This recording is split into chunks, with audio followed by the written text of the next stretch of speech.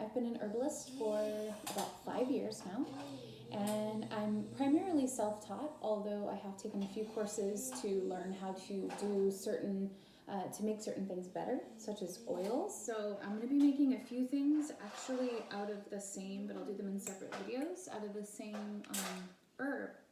So I'm going to be making today an herbal infusion. This is one of the simplest things that a lot of people do, even that are not herbalists, and it's just a really great way to get nutrient-dense vitamins and minerals into your system, and the healing powers and the medicinal plants of the herbs, or the medicinal components of the herbs into your system in a really potent way. And it's also really great because herbal infusions are basically where you're infusing the water-soluble constituents of the plant into water, and it's a way for you to get your water in as well. So, and it's also nice because you usually will make half gallon at a time of the herbal infusion, but I'm going to be giving you the instructions for making it in a quart, because that's typically what you do when you make an herbal infusion, and then you just leave it in the fridge. So basically we're going to be doing, you can work with fresh plant as well. I always have dried plants on hand, so that's kind of what I'm going to be teaching you guys today. Dried plants are a little bit more potent, so you want to have less. Okay, so as far as your tools, you'll want to have your herbs, of course, and then you'll want to have a half-gallon mason jar. You can get these online, you can find them in a lot of stores, and then you can find this online as well. This is just it's for canning, and it's basically a funnel, so it'll sit inside your wide mouth jars. Yeah, bless you. And you'll fit inside of your small mouth jars. So you're going to take your half-gallon jar, and you're going to put it on your scale, and you're going to press 0 or tear, and that is basically going to zero the scale out, so it's not counting the weight of the jar and the strainer anymore. And you're going to fill it up to 1 ounce of dried herb. And even though that doesn't sound like very much, with red raspberry leaf and a lot of plants that are really lightweight, especially this one's really just a leaf. Oops, I did a little bit too much actually. Let's see. Let's go about, yeah, 1.3. Wasn't paying attention. 1.2. I don't want it going up there. And where are we at now? 1.0 exactly. So this is 1.0, but I wanted to show you this plant because this is the case for a lot of plants. Especially this one's a leaf, as I was mentioning. So this one, red raspberry leaf, is so fluffy. It's almost like a little cottontail. So you want to weigh it out because you want to make sure that you have the correct ratio of herb to water. Look at this. What is that? What? I know, I don't know what it is. You want me to throw it away? So from there, I'm going to have to pop off screen because I'm going to fill this with hot water. And you want to be careful because you don't want to fill it with, you don't want to like have these jars stored in a cold place and then immediately pour the steaming hot water in it. Because what will happen is you'll break the glass.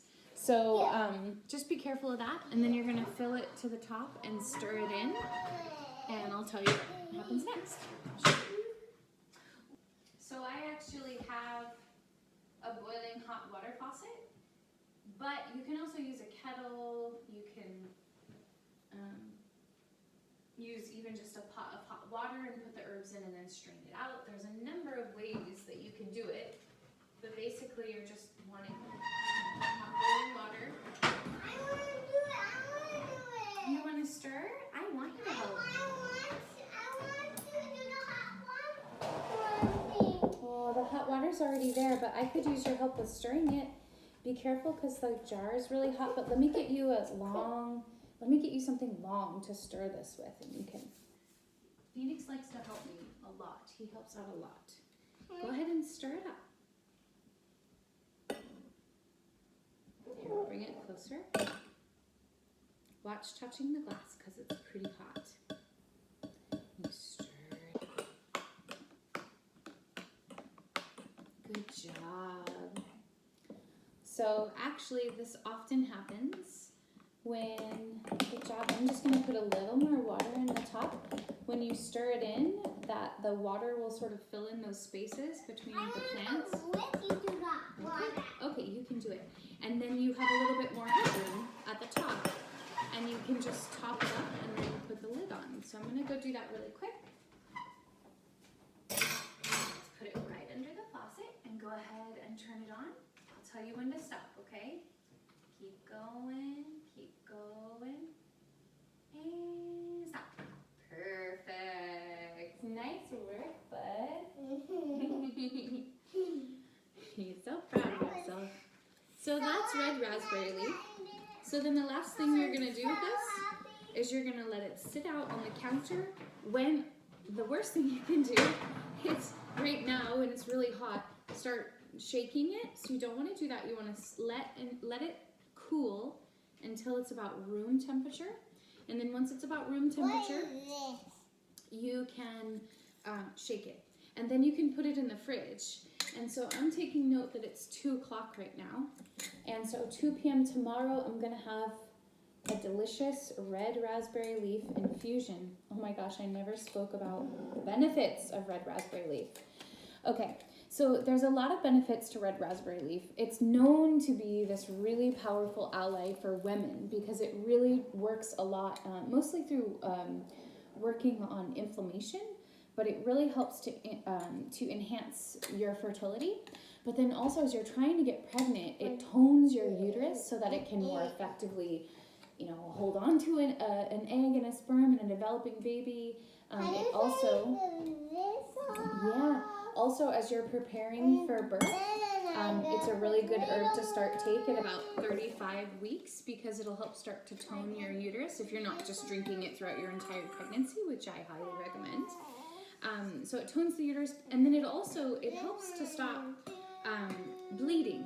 So it helps to not, so with the pain as well, and extra magnesium, it's super high in magnesium. All of that combines together to make for less pain during childbirth and less bleeding afterwards. So some other things that it helps with for women is that it eases cramping. And if you're already pregnant, it helps fight morning sickness. And then if you've already had the baby, it also helps boost your milk supply.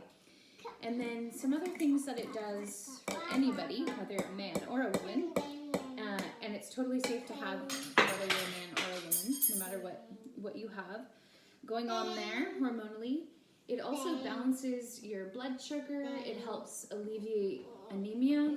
It's a stress reliever. We already talked about how it lowers inflammation. It's also really high in antioxidants. Funny enough, it stops diarrhea as well. And it eases cramping. That's mostly the magnesium in it. Magnesium is really relaxant. And then another thing that it does is it helps heal mouth sores. If you have mouth sores, you could maybe make it into like a gargle or a rinse. You could even turn your infusion into a mouth rinse. So I hope you enjoyed this video, and I will see you on the next one where we'll be learning about red raspberry leaf elixir. So basically we'll be learning how to make elixirs.